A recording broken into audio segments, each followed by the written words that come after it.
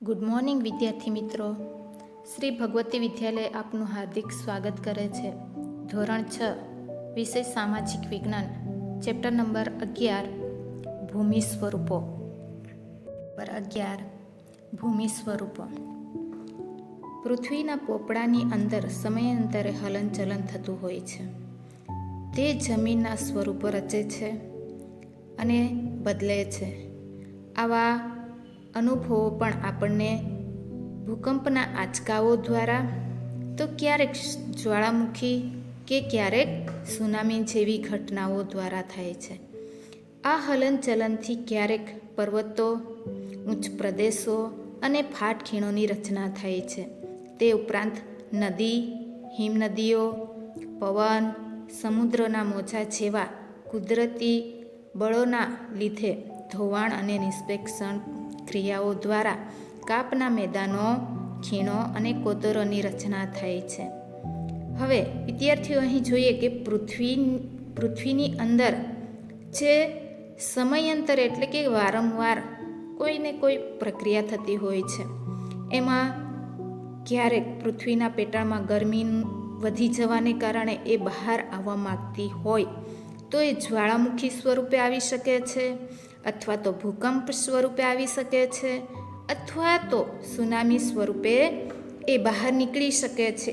એવા પ્રકારની ઘટનાઓ વારંવાર થતી હોય છે. આ હલનચલનથી ક્યારેક પર્વતો ઉત્પન્ન થઈ જતા હોય, તો ક્યારેક ઉચ્ચ પ્રદેશો બની જતા હોય છે, તો ક્યારેક ફાટખીણોની રચના પણ થઈ જતી હોય છે. તો તે ઉપરાંત ઘણી વખત નદીઓ બની જતી હોય છે. હિમનદીઓ, પવનો, સમુદ્રના મોજાઓ જેવા કુદરતી બળો છે એનો પણ એમાં સમાવેશ થઈ જતું હોય છે. આવા પ્રકારની બધી જ ક્રિયાઓ થતી હોય છે, જેથી કાપના મેદાનો ઉત્પન્ન થતા હોય છે, ખીણો બની જતી હોય છે, કોતરોની રચના થઈ જતી હોય છે. આવા પ્રકારની પ્રક્રિયા એ પૃથ્વીના પેટાળની અંદર જોવા મળે છે. હવે અહીં આપણે વ્યાખ્યા જોઈએ કે પૃથ્વીની સપાટી છે એ પૃથ્વીના અમુક ભાગ ચોક્કસ ઊંચાઈ, ઢોળાવ અને આકાર પ્રાપ્ત કરે ત્યારે તેને ભૂમિ સ્વરૂપ કહે છે. હવે અહીં આપણને વ્યાખ્યા જોવા મળી છે કે પૃથ્વીનો અમુક ભાગ એટલે હવે દાખલા તરીકે ભૂકંપ થતો હોય કે સુનામી કે પછી જ્વાળામુખી થતી હોય, તો એમાં અમુક ચોક્કસ ભાગ લઈ લેવામાં આવતો હોય છે. એ ભાગમાં જ આવા પ્રકારની પ્રક્રિયા થતી હોય છે. જેમાં જો દાખલા તરીકે જ્વાળામુખી થતી હોય તો ઊંચા ડુંગર જેવી આકૃતિઓ જોવા મળતી હોય છે, ઢોળાવો જોવા મળતા હોય છે અને અમુક આકાર પણ એમાં સ્વરૂપ ધારણ કરી લેતા હોય છે. એવા પ્રકારની પ્રક્રિયા એ ભૂમિ સ્વરૂપ કહેવામાં આવે છે. અહીં આપણે ભૂમિ સ્વરૂપના મુખ્ય પ્રકારો જોઈએ. હવે પ્રકારો આપણને અહીંયા દર્શાવવામાં આવ્યા છે કે પ્રદેશની ઊંચાઈ પ્રમાણે જમીન ભાગને પર્વત, ઉચ્ચ પ્રદેશ, મેદાન વગેરે નામથી ઓળખવામાં આવે છે. હવે અહીં આપણને જોવા મળે છે કે પર્વત. હવે જે પર્વત છે એ જે પૃથ્વીની સપાટી, સમુદ્રની સપાટીથી એ 900 મીટર જેટલી ઊંચાઈ ધરાવતા હોય તો એને આપણે પર્વત કહી શકીએ છીએ. જ્યારે પર્વતની નીચે આપણને ખીણ જોવા મળે છે. એવા ખીણી પ્રદેશો પણ જોવા મળે છે. ઉચ્ચ પ્રદેશો પણ એમાં સ્વરૂપ ધારણ કરે છે, જ્યારે મેદાની પ્રદેશો પણ જોવા મળે છે. હવે અહીં આપણને લીલા કલરમાં, આસમાની કલરમાં જે બાબત જોવા મળે છે એ છે પાણીનો ભાગ. હવે અમુક વખતે સમુદ્ર સપાટી પણ જોવા મળે છે, તો સમુદ્રની વચ્ચે અમુક ટાપુઓ પણ સર્જાઈ જતા હોય છે. એટલે કે અહીં આપણને આ દરેક બાબતો, જે પર્વતો છે, ખીણો છે, ઉચ્ચ પ્રદેશો છે, મેદાનો છે, સમુદ્ર ટાપુઓ છે, સમુદ્ર સપાટી છે વગેરે જેવી બાબતો અહીં આપણને આકૃતિમાં જોવા મળે છે. અહીં આપણે મુદ્દો 1, હવે પર્વતોની વાત કરીએ તો પર્વતોમાં આપણને એ બાબત જોવા મળે છે કે સમુદ્રથી લગભગ કેટલા મીટર? તો 900 મીટરથી વધુ ઊંચાઈ ધરાવતા તેમજ ઓછા કે તીવ્ર કે ઢોળાવ અને સાંકડા શિખરો ધરાવતા વિસ્તારને આપણે પર્વત કહીએ છીએ. હવે અહીં આપણને પર્વતની વ્યાખ્યા આપવામાં આવી છે કે સમુદ્રથી લગભગ 900 મીટરથી વધુ ઊંચાઈ ધરાવતા તેમજ જે ઓછા તીવ્ર ઢોળાવ અને સાંકડા શિખરો ધરાવતા વિસ્તારને આપણે પર્વત કહીએ છીએ. હવે આ પર્વતની વ્યાખ્યા આપણને જોવા મળે છે. પૃથ્વીના પેટાળમાં ભૂકંપ અને જ્વાળામુખી જેવા કુદરતી ભૌતિક બળો જોવા મળે છે. એની ક્રિયા પ્રતિક્રિયા અને આંતરક્રિયાથી પર્વતો બનતા હોય છે. જેમ કે તમને અગાઉ પણ એ જાણ કરવામાં આવી કે ભૂકંપ થતો હોય તો પૃથ્વીના પેટાળમાં જે લાવા એટલે કે ગરમી એ બહાર નીકળવાનો પ્રયત્ન કરતી હોય તો જ્યાં પાતળા પડ આવેલા હોય એવી જગ્યાએથી એ બહાર નીકળી શકે છે. એવી જ રીતે જે જ્વાળામુખીની વાત કરીએ તો જ્વાળામુખીમાં પણ એ જ બાબત છે કે પૃથ્વીના પેટાળમાં જે લાવા આમ તેમ હલનચલન કરતા હોય તો એ લાવા પાતળા પડને ધ્યાનમાં રાખી એ પૃથ્વીના પેટાળની અંદરથી બહાર આવે છે. ત્યારે એના જે પર્વતીય વિસ્તારો છે એ પર્વતીય પ્રદેશ ત્યાં ઉત્પન્ન થતા હોય છે અને એ પર્વતીય પ્રદેશ ઉત્પન્ન થતા જોવા મળે છે. એ પૃથ્વીના પેટાળમાં ક્રિયા પ્રતિક્રિયા અને આંતરક્રિયાથી પર્વતો બને છે. પર્વતોના ઉદ્ભવ અને વિકાસમાં એકથી વધુ ક્રિયાઓ અને બળોની અસર જોવા મળે છે.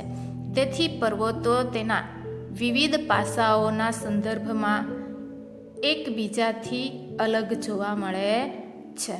હવે અહીં આપણે પર્વતોનું વર્ગીકરણ જોઈએ તો 4 પ્રકારના વર્ગો જોવા મળે છે કે પ્રથમ છે ગેટ પર્વત, ખંડ પર્વત, જ્વાળામુખી પર્વત અને અવિષ્ટ પર્વત. હવે અહીં આપણે આ 4 વર્ગીકરણ કરેલા પર્વતો છે એને આપણે જોઈએ. હવે પ્રથમ પોઈન્ટ આપણે જોઈએ તો ગેટ પર્વત મોટે ભાગે સમુદ્ર તળિયાના પ્રદેશ કે જ્વાળાશયના તળિયે એકત્રિત થયેલા નિરપેક્ષમાં બંને બાજુએથી દબાણ કરતા કરછલીઓ કે પછી ગેટ બને છે. હવે અહીં આપણે જોઈએ કે બંને બાજુએથી દબાણ થતી હોય છે. હવે અહીં આપણને એ બાબત જોવા મળે છે કે આ વિસ્તારથી પણ દબાણ થતી હોય છે અને આમથી પણ દબાણ થતી જોવા મળે છે. એટલે બંને બાજુએથી દબાણ થતી હોય એટલે આપણને આવા પ્રકારની કરછલીઓ જોવા મળે છે. તો એવા પ્રકારની કરછલીઓ વળે છે એ કરછલીઓ એ ગેટ પર્વત તરીકે ઓળખવામાં આવે છે. હવે એશિયામાં હિમાલય, યુરોપમાં આલ્પ્સ, ઉત્તર અમેરિકામાં રોકીઝ અને દક્ષિણ અમેરિકામાં એન્ટીઝ દુનિયાના મુખ્ય ગેટ પર્વત ગણી શકાય છે. હવે આપણે એ બાબતને જોઈએ કે ખંડ પર્વતીય પ્રદેશ. તો ખંડ પર્વતીય પ્રદેશને આપણે જોઈએ તો એ 2 ભૂમિ સ્તરો પર ખેંચાણ બળ લાગે છે ત્યારે તેમાં તિરાડ કે ફાટ પડે છે. હવે અહીં આપણે જોઈએ છે કે તિરાડ કે ફાટ. હવે 2 બાબતને જોઈએ કે આ જે પ્રદેશ છે ઊંચો થઈ જાય છે અને જે એની વચ્ચેનો ભાગ છે એ નીચે તરફ આપણને જોવા મળે છે અને એના આજુબાજુમાં આપણને ઉપર તરફ ભાગ જોતો જોવા મળે છે. એટલે 2 પ્રકારની ફાટ થઈ જતી જોવા મળે છે. આથી આજુબાજુના ભાગ બેસી જાય અને વચ્ચેનો ભાગ સ્થિર રહી જતો હોય છે. એટલે તેને આપણે ખંડ પર્વતીય અને નીચે બેસી જતા ભાગમાં ફાટખીણ રચાય છે. હવે અહીંયા આપણને ફાટખીણ જોવા મળે છે કે ફાટખીણ ક્યાં છે? તો ફાટ ખીણ આપણને અહીં જોવા મળે છે. તો આ બાબત આપણે જોઈએ છે. જે જર્મનીના હોલ્સ્ટેન પર્વત તેનું શ્રેષ્ઠ ઉદાહરણ તરીકે ગણવામાં આવે છે. જ્યારે ભારતમાં પણ આવા પ્રદેશો જોવા મળે છે, જેમાં ભારતમાં આવેલા નીલગિરી, સાતપુડા, વિંધ્યાચલ પ્રદેશ એ ખંડ પર્વતીય ઉદાહરણ તરીકે આપણે જોઈ શકીએ છીએ. હવે આપણે જોઈએ તો જ્વાળામુખી. હવે જ્વાળામુખીની વાત કરીએ તો જ્યારે જ્વાળામુખી ફાટતા એમાં જે લાવા બહાર નીકળે છે, બહાર ફેંકાતા હોય એ સંકુલ આકારમાં, એટલે કે અહીં આપણને એ બાબત જોવા મળે છે કે જે સંકુલ આકારમાં પર્વત રચાય છે. અને એવા પર્વતો એ જ્વાળામુખીના પર્વતો ગણવામાં આવે છે. જે ઇટાલીમાં વિસુવિયસ પર્વત છે, તો એમાં પણ આવા પ્રકારની બાબતો જોવા મળે છે. ખાસ આપણે જોઈએ તો ભારતમાં જે બેરન એટલે કે આંદોબાર નિકોબાર ટાપુમાં આ બાબતો જોવા મળે છે. અને આપણી નજીકમાં અહીં જોઈએ તો પાવાગઢ અને ગિરનાર એ જ્વાળામુખીથી બનેલા પર્વતો છે. એ ખાસ ઉદાહરણ આપણા માટે જોવા મળે છે.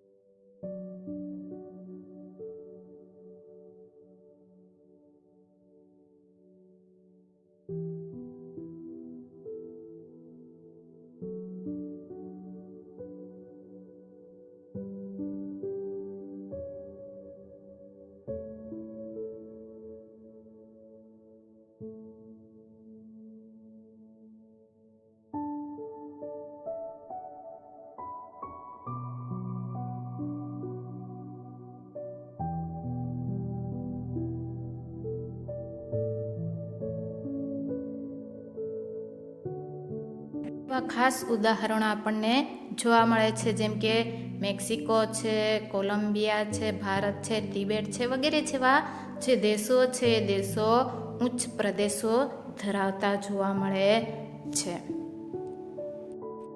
હવે ઉચ્ચ પ્રદેશોની વાત કરીએ તો સમુદ્ર સપાટીથી આશરે 180 મીટરથી વધુ ઊંચાઈ ધરાવતા તથા ટોચ ઉપરથી પ્રમાણમાં પહોળા અને સપાટ ભૂમિ ભાગને ઉચ્ચ પ્રદેશ કહેવામાં આવે છે. ઉચ્ચ પ્રદેશનું વર્ગીકરણ અહીં આપણે જોઈએ તો એ 3 ભાગમાં વર્ગીકરણ કરવામાં આવ્યું છે.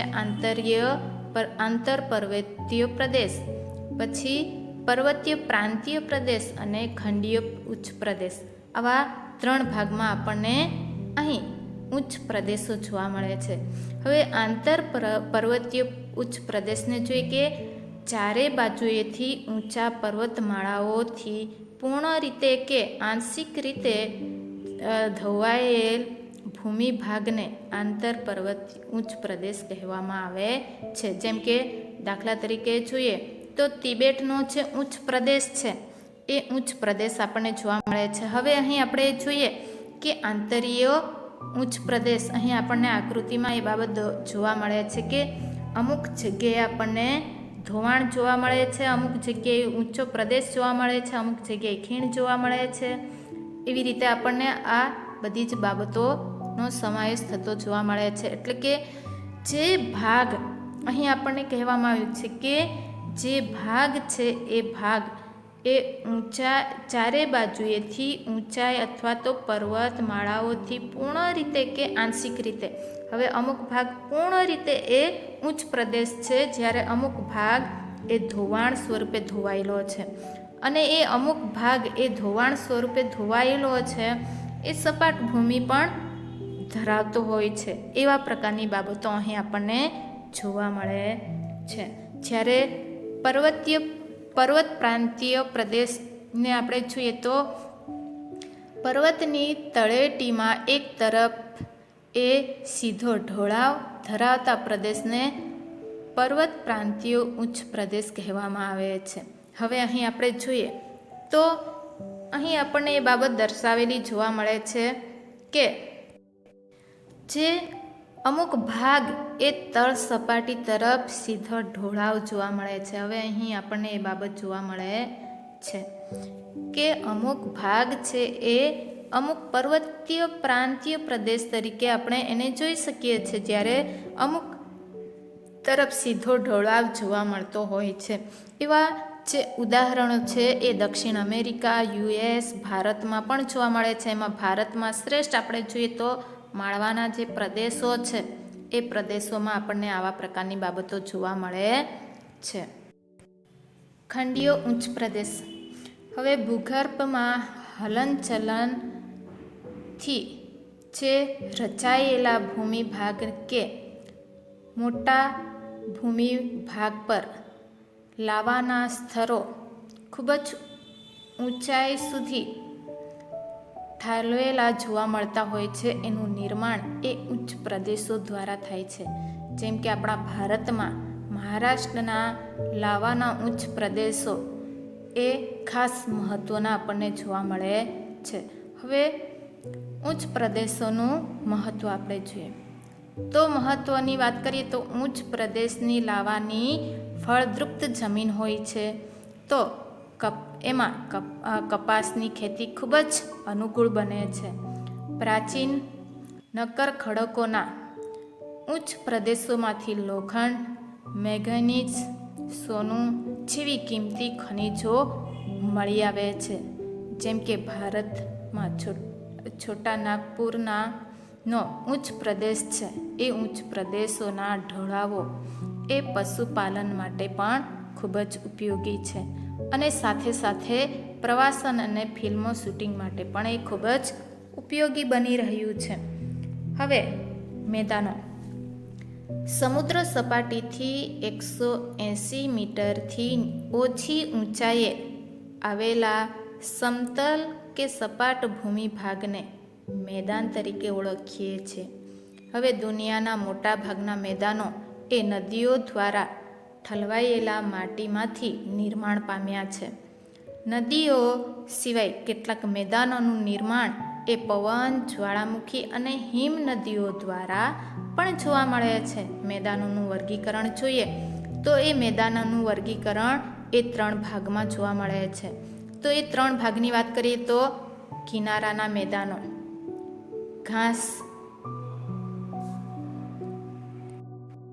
ઘસારણના મેદાનો, નિષ્પેષણના મેદાનો. હવે કિનારાના મેદાનોને જોઈએ તો આ મેદાનોનું નિર્માણ એ મુખ્યત્વે સમુદ્ર કિનારા એટલે કે પૃથ્વીની ભૂગર્ભ હિમાચલની કે પછી કારણે જે સમુદ્ર કિનારા નજીકના ખંડીય પ્રદેશો છે, ભાગ છે, એમાં જે ભૂમિ ભાગ રચાયેલા હોય તો એમાં એ મેદાનોની રચના કરવામાં આવે છે.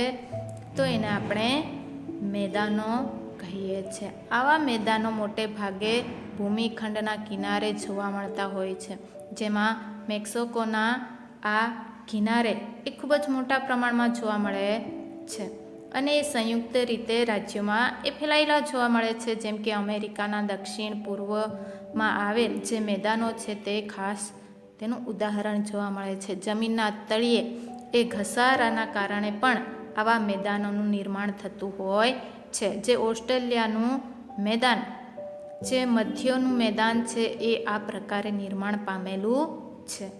હવે આપણે બીજો પોઈન્ટ જોઈએ તો ઘસારણના મેદાનો.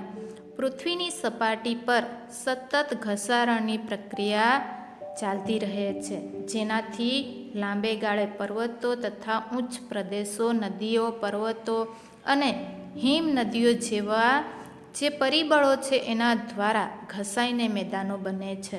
આવા મેદાનો સંપૂર્ણપણે સપાટ બનતા નથી, નક્કર ખડકોની ટેકરીઓ વચ્ચે વચ્ચે જોવા મળે છે, જે ઉત્તર કેનેડામાં જોવા મળે છે. એવા મેદાનો આપણને ખૂબ જ પ્રમાણમાં જોવા મળે છે. જે પશ્ચિમ સાઇબેરિયાના મેદાનો એ ઘસારણના મેદાનો દ્વારા એ નિર્માણ પામ્યા છે. એ ઘસારણ દ્વારા બનેલા મેદાનો એ પેનીપ્લાઇન પણ કહી શકીએ છીએ. નિષ્પેષણના મેદાનો. હવે નદી, હિમનદી, પર્વતો, પવનો વગેરે પરિબળો દ્વારા પથરાયેલા કાપના નિષ્પેષણથી સરોવર કે સમુદ્ર જેવા કોતરો ભરાવાથી આવા મેદાનોનું નિર્માણ થાય છે. તેથી તેને નદીકૃત કે કાપના મેદાનો પણ કહી શકાય છે. ભારતમાં ગંગા યમુનાના જે મેદાનો છે, જે ઉત્તર ચીનમાં જે હોહાંગનું મેદાન છે, ઇટાલીમાં પે નદી દ્વારા બનેલું જે મેદાન છે એ વગેરે શ્રેષ્ઠ ઉદાહરણ તરીકે આપણને જોવા મળે છે. હવે જ્યારે મેદાનોનું નિર્માણ એ સરોવરમાં થતું હોય તો ત્યારે તેને સરોવરનું મેદાન તરીકે ગણવામાં આવે છે. જેમ કે કાશ્મીરની ખીણો એ ભારતમાં સરોવરના મેદાનો ઉદાહરણ સ્વરૂપે જોવા મળે છે. હવે મેદાનોનું મહત્ત્વ કેવું હોય છે તો માનવ વસાહત માટે વ્યાપાર, વાણિજ્યના સ્થાન ફળદ્રુપ મેદાનોમાંથી સ્થપાય છે. સપાટ મેદાનો સાંકડા માર્ગ અને રેલ માર્ગ માટે ઉપયોગી પુરવાર થાય છે. ગીચ વસ્તી ધરાવતા શહેરો એ મેદાનોમાં આવેલા છે. ફળદ્રુપ જમીન એ ખેતી ઉત્પાદન માટે વધુ ઉપયોગી છે. ખેતી પેદાશો એ ઉદ્યોગો માટે કાચો માલ પૂરો પાડતા હોય છે. હવે અહીં આપણે જોઈએ કે ખેતી બાબતની વાત કરીએ તો જ્યારે જમીન ફળદ્રુપ હોય તો ખેતીનું ઉત્પાદન ખૂબ જ મોટા પ્રમાણમાં થતું હોય છે. જેમ કે મોટા મોટા ઉદ્યોગો છે, એ ઉદ્યોગોમાં મોટા ભાગે કોઈ પણ કાચા માલની જરૂરિયાત પડે છે. જેમ કે કાપડ ઉત્પાદન કરતી કંપની છે, ઉદ્યોગ છે, તો એના માટે કપાસની જરૂરિયાત પડે છે. તો એ જ પ્રમાણે જ્યારે વાણિજ્ય વેપાર માટે એ ફળદ્રુપ જમીન ખૂબ જ મહત્ત્વની ગણવામાં આવતી હોય છે. હવે આપણે જોઈએ કે ઉપસાગરો. સામાન્ય રીતે મહાસાગરોના જળભાગનો જે આંશિક ભાગ એટલે કે ઉપસાગર જે ફરતેની જમીનથી ખુલ્લા વિશાળ સરોવર જેવો આકાર ધારણ કરે છે. ઉપસાગરો વિશાળ અને નાના કદના હોઈ શકે છે. ભારતમાં બંગાળનો ઉપપ્રદેશ તેનું સર્વશ્રેષ્ઠ ઉદાહરણ છે. હવે આપણે એ બાબત જોઈએ છે કે જ્યારે સમુદ્ર છે, સમુદ્રની ફરતે અથવા તો જે પાણી, અમુક પાણીનો ભાગ એક ખીણમાં કે પછી ઊંડા જમીનમાં એનો ભાગ ધોવાણ સ્વરૂપે જે રોકાયેલો હોય એ સામાન્ય રીતે ધીમે ધીમે એ ઉપસાગરો બનતો જાય છે અને એ નાના કદનો હોય છે. એવા પ્રકારની બાબતો આપણને જોવા મળે છે. જેમ કે ભારતમાં બંગાળનો ઉપપ્રદેશ છે એ આપણને ખાસ ઉદાહરણ ગણી શકીએ છીએ. હવે ઓખાત, તો જ્યારે કોઈ જળ વિસ્તારો ત્રણ બાજુએથી ભૂમિથી ઘસાયેલ હોય તેને ઓખાત કહેવાય છે. ઉદાહરણ તરીકે ખંભાતનો ઓખાત, કચ્છનો ઓખાત એ આપણા માટે શ્રેષ્ઠ ઉદાહરણ સ્વરૂપે જોવા મળે છે. ભૂશિર. હવે ભૂશિર એટલે કે ભૂમિનો જે લંબાત્મક છેડો જે જળ ભાગમાં ફેલાયેલો હોય છે, જેને આપણે સમુદ્ર રેખા તરીકેની સંજ્ઞા પણ આપી શકીએ છીએ. જેમ કે દાખલા તરીકે ભારતમાં કન્યાકુમારી. હવે આફ્રિકાની વાત કરીએ તો કેપ ઓફ ગુડ હોપ એ ઉદાહરણ તરીકે આપણને જોવા મળે છે. હવે ટાપુ, જે ભૂમિ ભાગ ચારે બાજુથી જળ વિસ્તારથી ઘેરાયેલા હોય તેને આપણે ટાપુ તરીકે ઓળખીએ છીએ. જે ઉદાહરણ તરીકે આપણા લક્ષદ્વીપ અને આંદમાન નિકોબાર ટાપુની વાત કરીએ. હવે ખીણોની વાત કરીએ તો ખીણ એ પર્વતની હારમાળા વચ્ચે આવેલો નીચાણવાળો ભાગ. ગેડ પર્વત અને ખંડ પર્વતના નિર્માણ વખતે થતા હિમનદીના ઘસારણ કાર્યના પરિણામે ખીણોની રચના થાય છે. જે ઉદાહરણ તરીકે કાશ્મીરની ખીણ આપણને જોવા મળે છે. હવે સમુદ્રધ્વની બાબતને જોઈએ તો બે જળ વિસ્તારોને જોડતી સાંકડી જળ સપાટીને સમુદ્રધ્વની તરીકે આપણે ઓળખી શકીએ છીએ. જેમ કે ઉદાહરણ તરીકે ભારત અને શ્રીલંકા વચ્ચે થયેલા છે ભાગ છે એને આપણે એ સમુદ્ર ધ્વનિ તરીકે ઓળખી શકીએ છીએ. સોયંકી ભૂમિ, બે જળ વિસ્તારોને અલગ કરતી સાંકડી ભૂમિ સપાટીને સંયંગી ભૂમિ કહે છે. દાખલા તરીકે પાનામ જે ઉત્તર અને દક્ષિણ અમેરિકા ખંડની વચ્ચે આવેલું છે. હવે દ્વીપકલ્પીય, જે ભૂમિ ભાગની 3 બાજુ સમુદ્ર અને એક બાજુ જમીન વિસ્તારની જોડાયેલી હોય તેને આપણે દ્વીપકલ્પીયો તરીકે ઓળખીએ છીએ. દાખલા તરીકે દક્ષિણ ભારત અને સૌરાષ્ટ્ર એ બે પ્રકારની બાબતો આપણને જોવા મળે છે.